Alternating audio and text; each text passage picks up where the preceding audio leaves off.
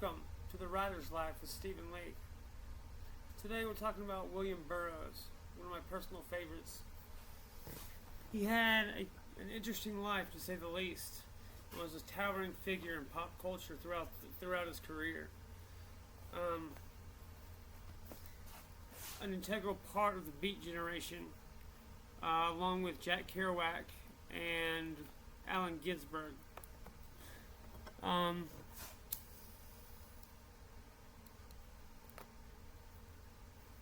He was a man of means and traveled extensively and was an expatriate who lived for a long time outside the country, most notably in Tangier, and was well known for his gayness.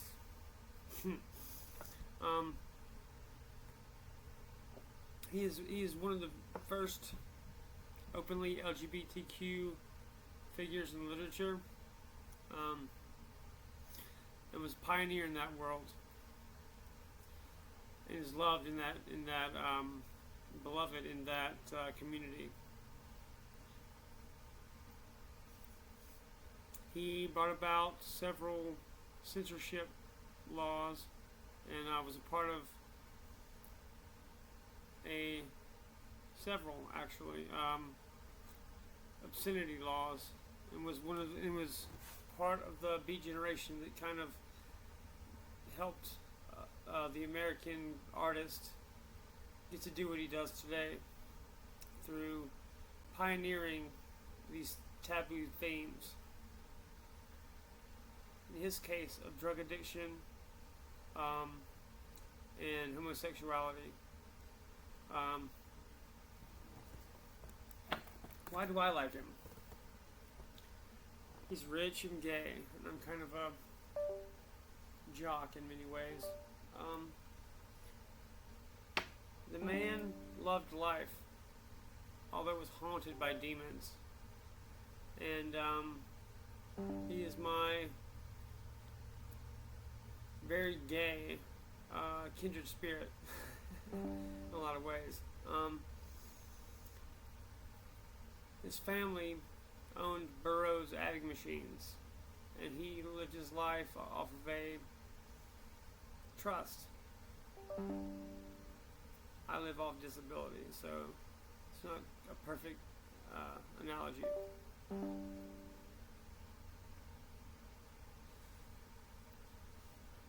He's most well known for Naked Lunch, a towering work of creativity and imagination.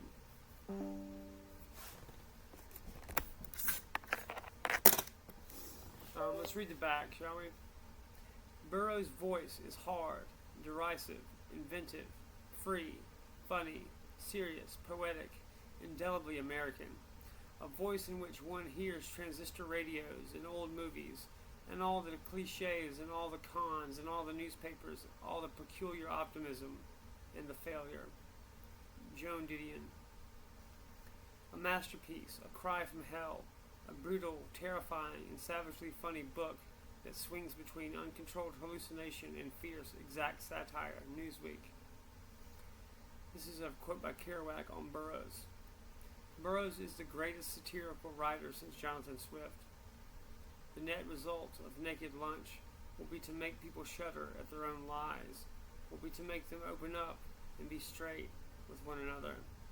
Swift and rebellious and stern accomplished a step in that direction, and Burroughs another. This is the back synopsis of Naked Lunch. Naked Lunch is one of the most important novels of the 20th century. That is true. A book that redefined literature, a startling tale of a narcotics addict unmoored in New York, Tangier, and ultimately a nightmarish wasteland known as Interzone. Its formal innovation, taboo subject matter, and virtuoso style have exerted a significant influence on authors like Thomas Pynchon, J.G. Ballard, William Gibson, and Will Self, as well as on music, film, and the media generally. This restored edition incorporates Burroughs' notes on the text, several essays he wrote about the book, and an appendix of new material and alternate drafts from the original manuscript. For the Burroughs enthusiast and the neophyte, this volume is a definitive and fresh experience of this classic of our culture.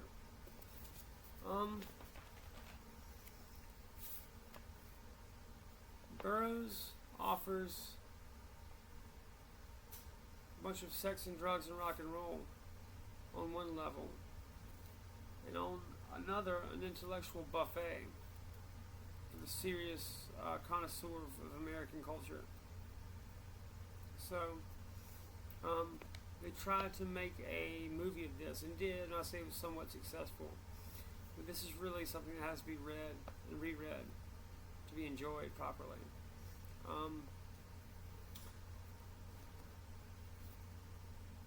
I was living in Rock Hill, South Carolina, in the best apartment I've ever had, right after high school.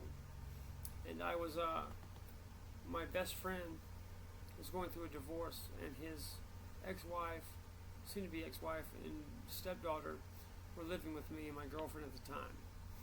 And I had a 50th anniversary edition of Naked Lunch in my bookshelf.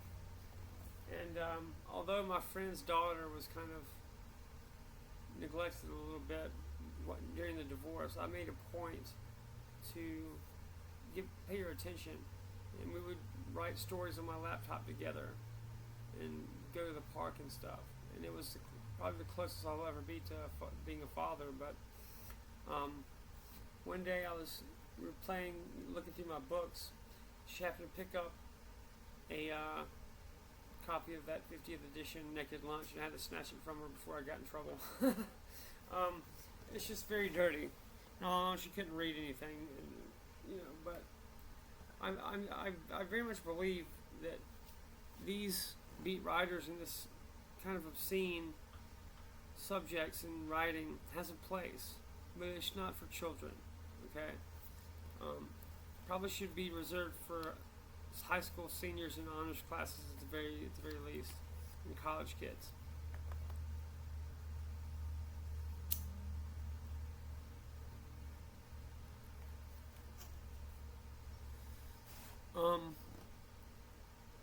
Burroughs was always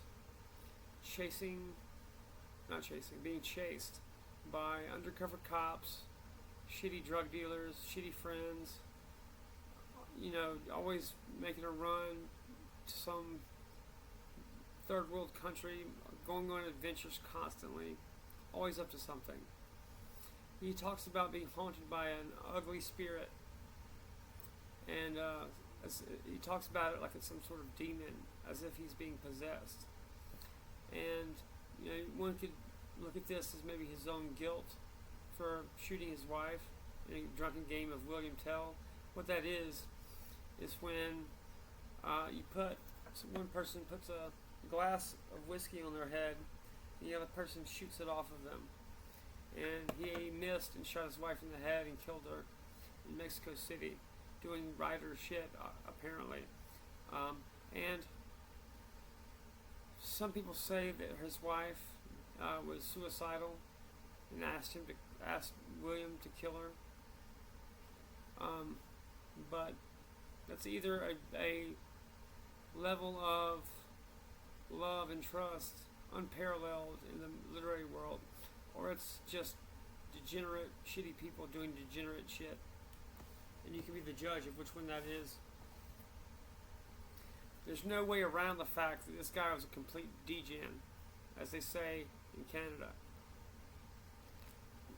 But his work is important.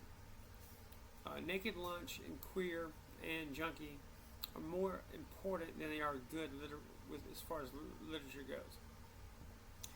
They brought about really important freedom of speech laws. And my love for Burroughs is more about his advocacy of free speech in art and free artistic expression, because this guy paved the way for me to do what I do. And I modeled myself after a lot of his stuff. And especially William Burroughs' Junkie was something I went by when writing my own book, Gethsemane, when I'm still working on. While Naked Lunch is more well known and more has more importance in a cultural sense. It is followed closely behind by Junkie and Queer. I don't have a copy of that, of Queer. It's on my list, though. I'm going to read you the back of Junkie. In his raw and most autobiographical novel, Junkie, also his debut. This came out as in the early, I think it's, let's see when it came out. 53. This came out in 1953 as kind of a pulp novel. But it was soon recognized for its literary merit. Before I get to the back cover, let's read his bibliography. William Burroughs, bibliography. Junkie, 1953. Naked Lunch, 1959.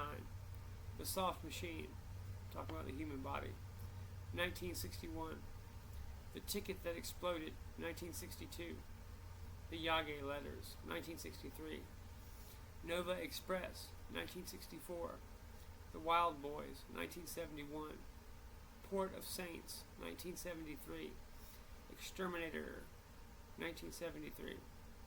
Cities of the Red Night, 1981. The Place of Dead Roads, 1984. Queer, 1985. The Western Lands, 1987.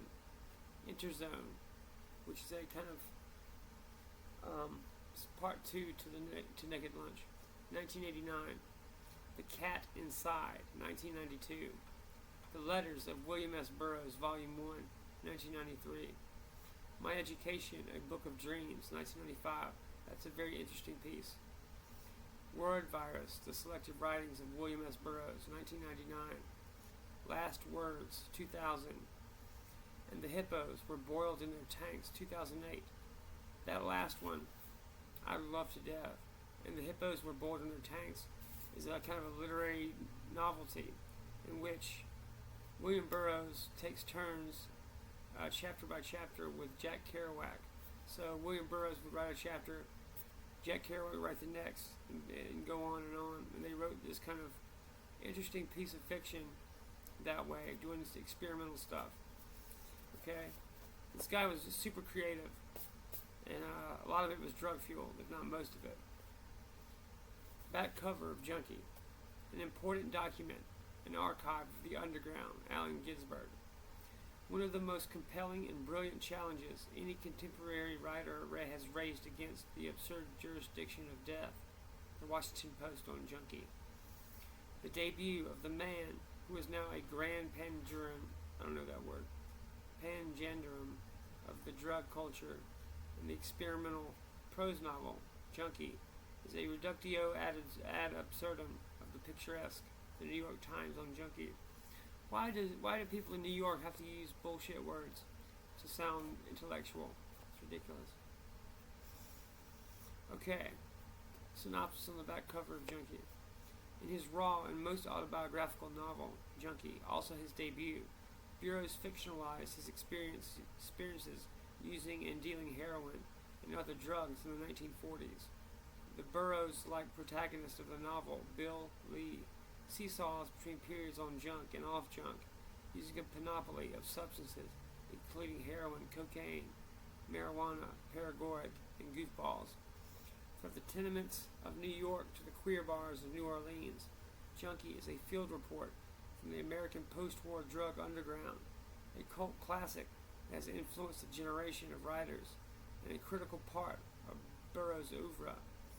For this definitive edition, renowned Burroughs scholar Oliver Harris has gone back to archival typescripts to recreate the author's original text word by word. I think that in the English language, William Burroughs is the most original and important novelist to have emerged since the Second World War. J.G. Ballard. Okay, I'm going to hold on to this because I like to feel good. I don't take care of my stuff because I'm just all in my head all the time. And a lot of my books have water damage and shit because I live in a shed. Not really. But I need to work on my place.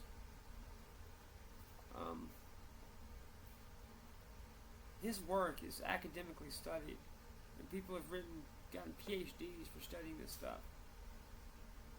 I would love to be able to do something like that. If I had unlimited funds, I would just go to school and study these guys, and also write my own stuff. In Junkie, William Burroughs has a trust fund, which he had in real life, and just gets high and lives a shitty, degenerate life and travels, which is kind of a synopsis of this whole deal. And like so many, I think, but I can't. There's no like official connection. And he never says anything about this in his work. But Aleister Crowley was the first guy to make a drug diary. And I forget what it's called off the top of my head. But it's been a lot of people, and like Aleister Crowley is like the original like wizard, sorcerer, magician that a lot of occult guys love. I'm not about Satanism and all that kind of shit. I study it because I try to. We all should be like studying what the elites believe, because it has a direct impact on our lives. The elites love some Aleister Crowley, and I think Burroughs, being a Harvard man and one of the elites, was at least peripherally exposed to Aleister Crowley, and there's a lot of parallels in his work with Aleister. Like I said, he was a Harvard guy, and the eldest of the Beats. I tried to do something similar with Robert McFarlane in Charleston, South Carolina.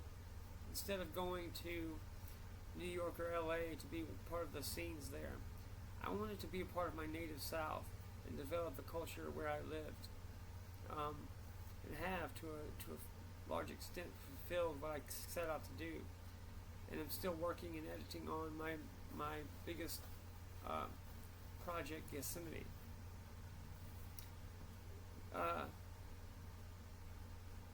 Yesterday was the second anniversary of the death of Amanda Isabella, my muse and partner in Charleston, and the inspiration for my book, Yosemite. And she was a great patriot and warrior of the highest order. And she made significant and tangible contributions to my life and art and my growth as a human being. And I will be forever grateful to her for what she's done for me and what she inspired me to do. And my book, Yosemite, is dedicated to her memory. My book, Yosemite, the first draft, is available for free at my website, StephenLeake.com. And if you read it and enjoy it, comment on my website. I am going to put a public forum on my website. It's like $40 a month, and I have tons of projects going on. And if you would like to see that, that's something you're interested in, seeing a public forum on my site for comments and stuff, throw me a small donation if you go to my site and like it and read. Just $2 or $3, $5. Well, the cost of a cup of coffee, and I will pay for a forum on that site, because I love feedback. I would love to hear what my readers have to say. Or you can comment about any of my projects, whether it's my podcast, Musings of a Cigarette Smoking Man, my morning kind of show, Morning Jams on the Porch, or the Writer's Life. I love this shit. I love creative endeavors. I had been working as a dishwasher in my hometown. I got fired last September, but I'm not too upset about it because I am on disability. My sleep schedule got fucked up, and I wasn't sleeping well, and I was missing a lot of days of work. And they're running a business, so I'm not too upset with Miss James for letting me go, because I did get 2 good years there, and they treated me perfectly fine, and worked with me as much as they could. So I'm very appreciative of the years I did get with them at the Garden Cafe. I have nothing negative to say about it. If I ever need to work again, I would love to go back if they'll have me, if my schedule gets better, my sleep schedule gets better. But right now, I'm working on my creative stuff, and I'm seeing some success. It's been very fun and exhilarating. Um, my time in Charleston, the basis of my novel Gethsemane, was a wild time in my life. It was so much fun getting to rampage around Charleston, going to nice restaurants and bars and just partying it up with food and bev people. And my best friend, Robert McFarland, dated my sister from junior high through college.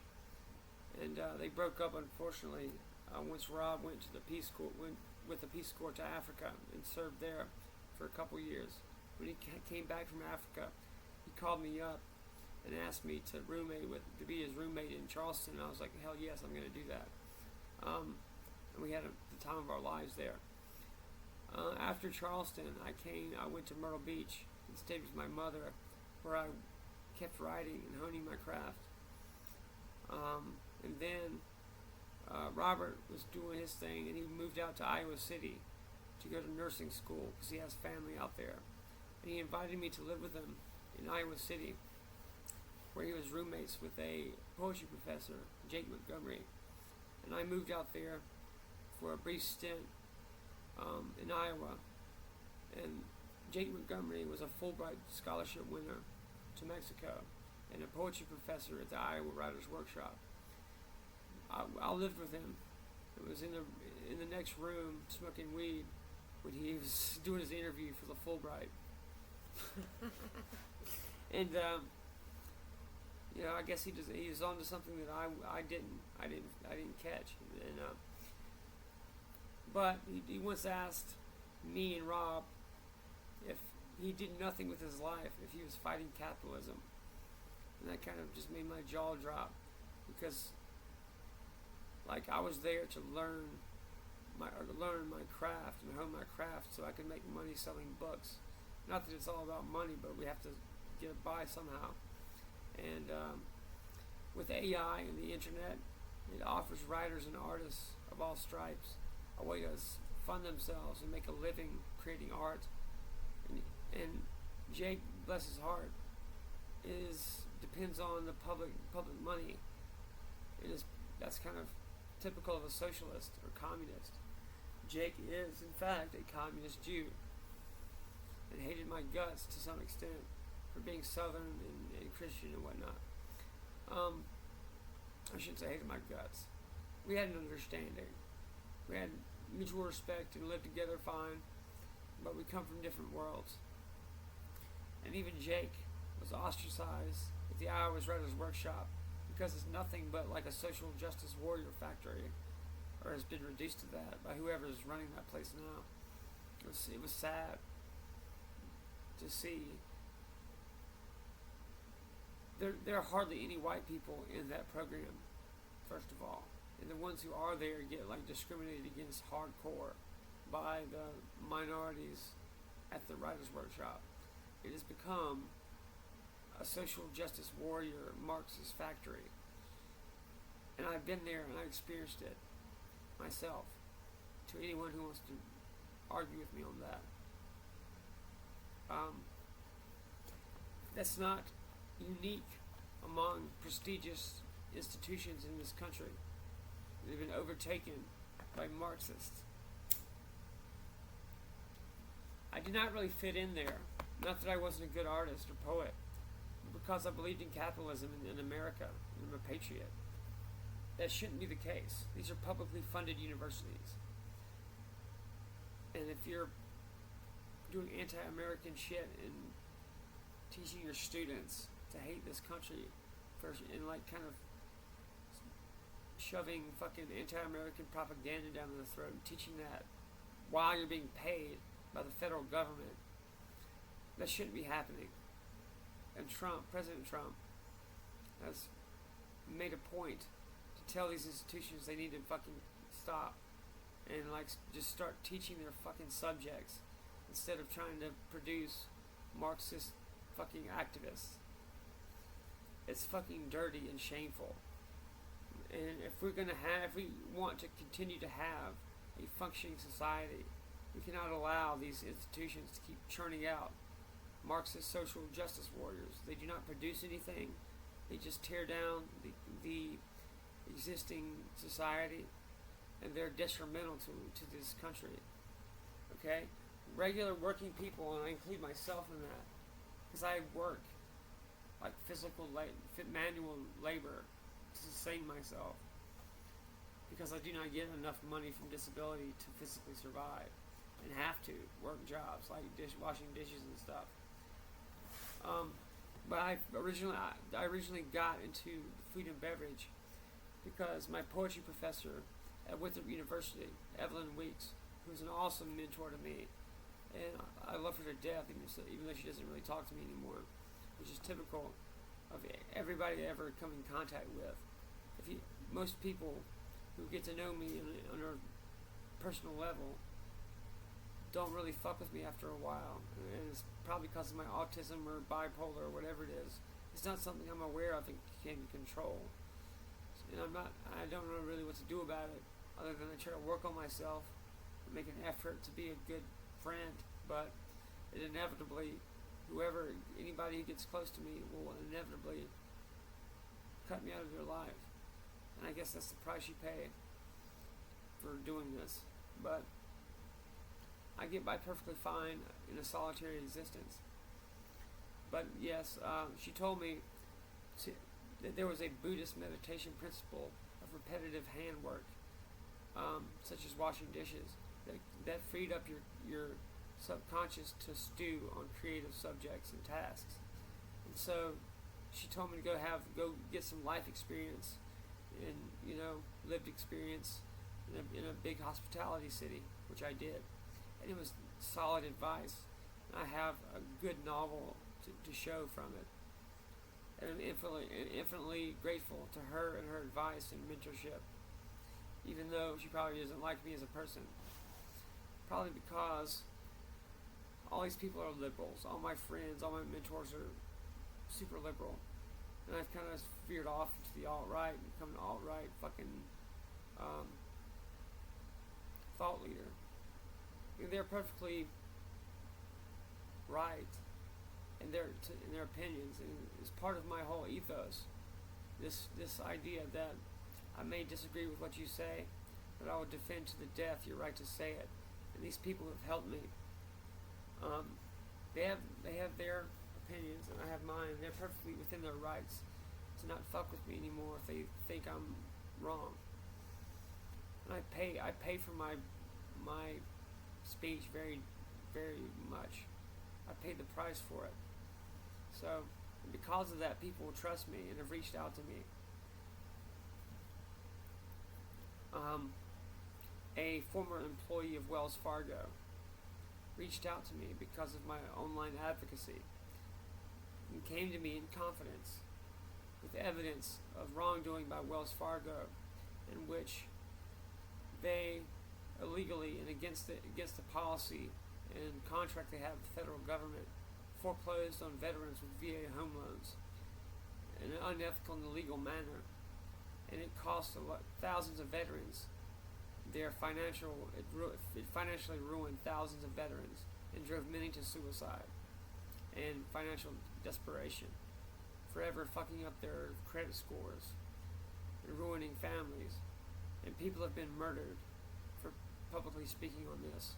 But I'm kind of in a unique situation where I don't have any debt. I live on family land that we own outright, and I'm in something of a unique position where I can speak my mind and not be afraid. So I started a business called American Justice Enterprises Limited as a part of it is owned by my holding company, Monarch Holdings International. And what American Justice Enterprises does is it was created to get justice for these veterans and bring about a class action lawsuit against Wells Fargo for this. And we're just starting out, and my source and my business partners have created dead man switches to release all the information and evidence we have to publishers, news outlets, etc. If anything happens to any of us, or if we're harassed even a little bit, I'm not going to stand for my people being threatened or harassed in any way. And we have friends and powerful allies in the military who are helping us with it. No matter how powerful these banks are, I don't know whose genius idea it was to fuck with a bunch of trained killers. What did you think was going to happen, Wells Fargo? To be honest, and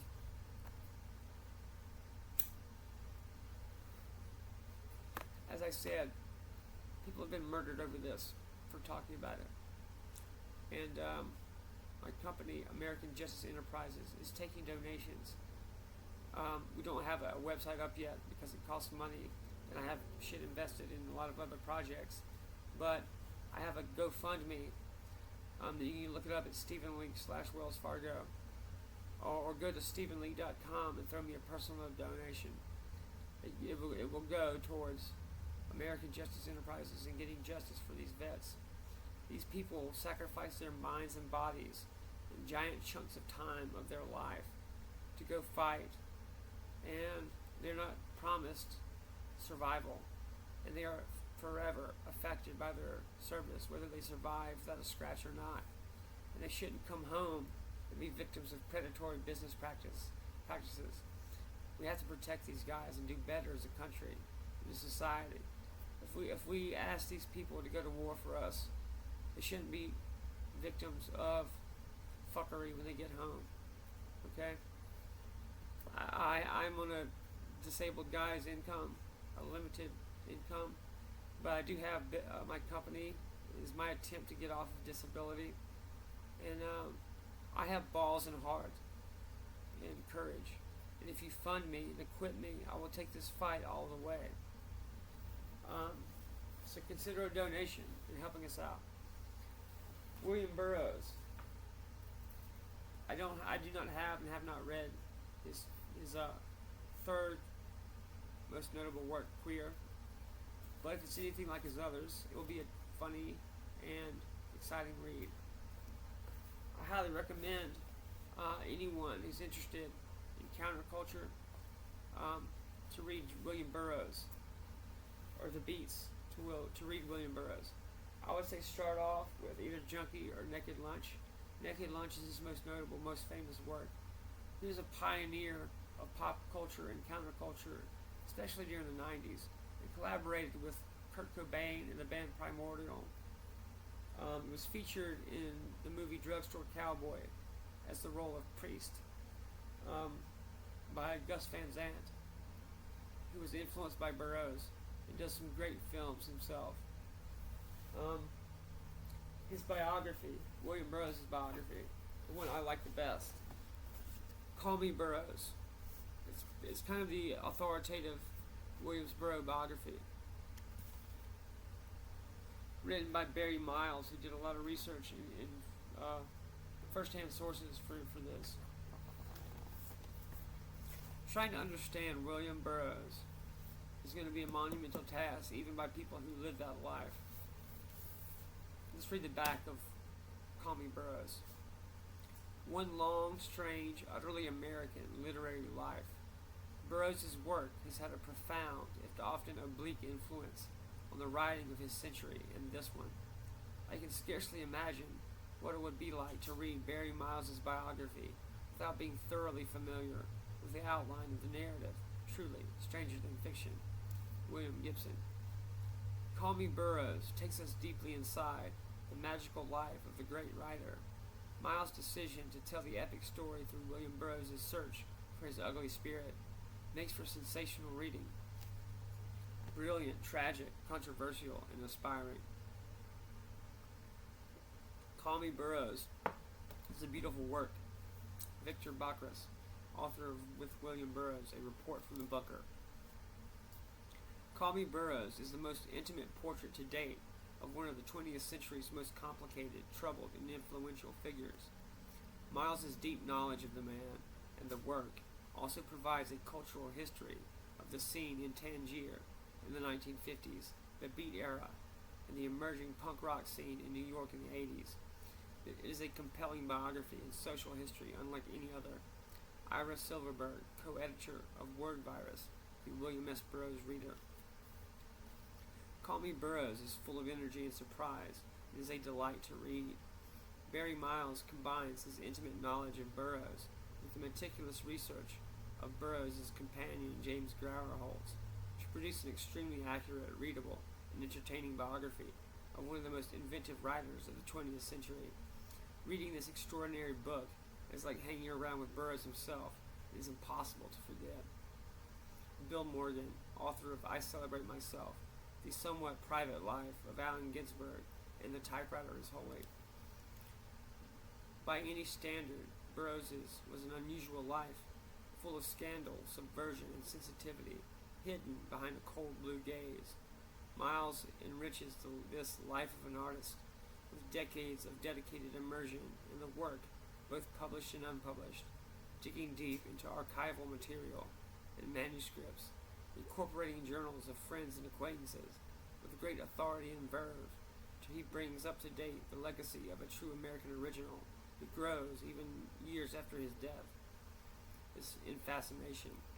Regina Weinrich, author of Kerouac's Spontaneous Poetics and editor of Kerouac's Book of Haikus. Like I said, I love this biography. He does a lot of first-hand sources. Burroughs was an utterly American life, and that's probably the main reason I love this guy. He could not have existed in any other country or any other time. And it's super important for free speech. So if you have any interest in the history of our free speech heroes or the beats, give William Burroughs a read. Thanks for hanging out with me today. This has been super fun. And follow me and subscribe to my YouTube channel. I'm Stephen Leake. Thanks for hanging out with me today. Take care and read some Burroughs.